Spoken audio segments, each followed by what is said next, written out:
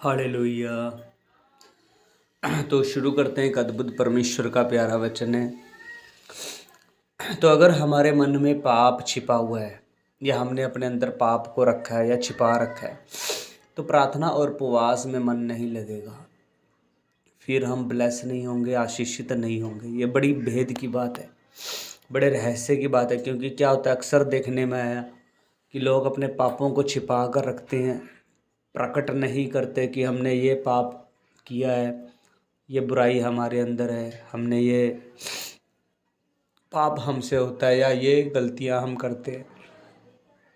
तो जब तक वो पाप अपना छुपाएंगे, उसको प्रकट करना पड़ेगा, उनको अपने पाप को स्वीकार करना पड़ेगा, उससे मन फिराना पड़ेगा।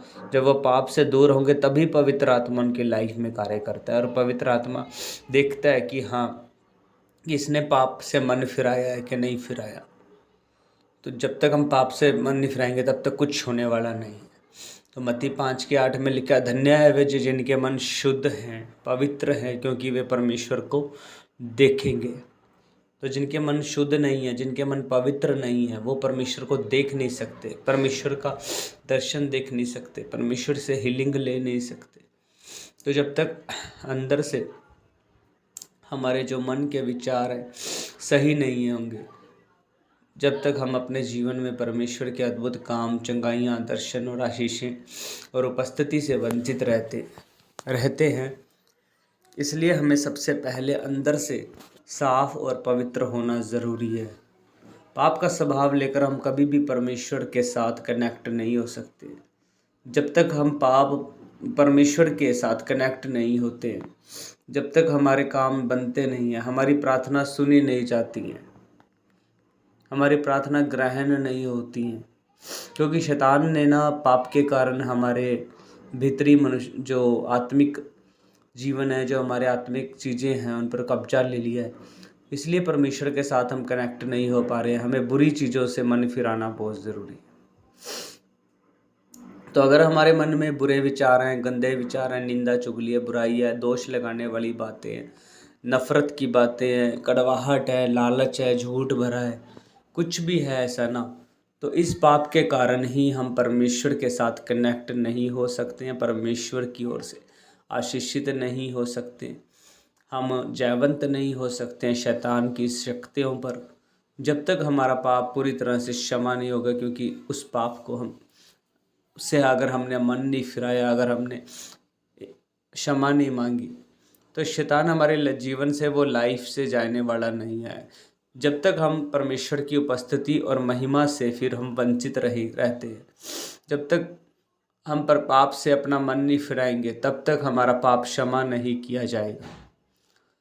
तो प्रेरितों के काम में लिखा है 3:19, इसलिए मन फिराओ और तुम्हारे पाप, ताकि तुम्हारे पाप मिटाए जाएं, जिससे प्रभु के सम्मुख से विश्राम के दिन आए। तो जब परमेश्वर ने याकूब की पत्री में भी लिखा है कि एक दूसरे के सामने तुम अपने पापों को स्वीकार करो, मान लो, उन्हें छिपाओ मत। तो जब तक आप अपने पाप को छिपाए रखते हो, वो क्षमा नहीं होगा। प्रभु ने कहा एक दूसरे के सामने अपने पाप को आपको स्वीकार करना पड़ेगा। तो एक पापी मनुष्य का जीवन तो विभिन्न प्रकार की फिर चिंताओं से घिरा होता है, क्योंकि चिंता एक श्राप है, कर्स है।